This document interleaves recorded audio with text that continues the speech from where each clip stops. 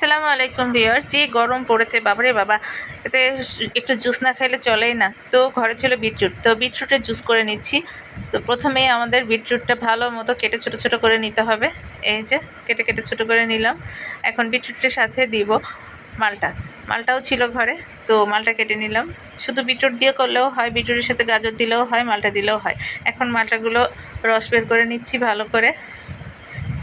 এই তো এবার বিটরুটগুলা একটু পুদিনা পাতা দিয়ে মালটার জুসটা একটু দিয়ে সুন্দর করে ব্লেন্ডারে ব্লেন্ড করে নেব। ভালো মতো ব্লেন্ড করে নিব। ব্লেন্ড করার পরে এখন বিটরুট যেহেতু একটু শক্ত শক্ত থাকে, তো এটা একটা পরিষ্কার গামছা। এটা আবার ভেবেন না আমাদের গামুছা গামছা, এটা খুব পরিষ্কার করা গামছা। এটাতে খালি এই রসই বের করি। তো চিপে চিপে রসটা বের করে নিলাম এবং এটা নিলাম মালটার রসের ভিতরে। এবার একটু চিনি দিয়ে একটু বিট লবণ দিয়ে ভালো করে ঝাঁকানাকা করে মেখে তারপরে এই তো হয়ে গেল আমাদের বিটরুট জুস। আল্লাহ হাফেজ।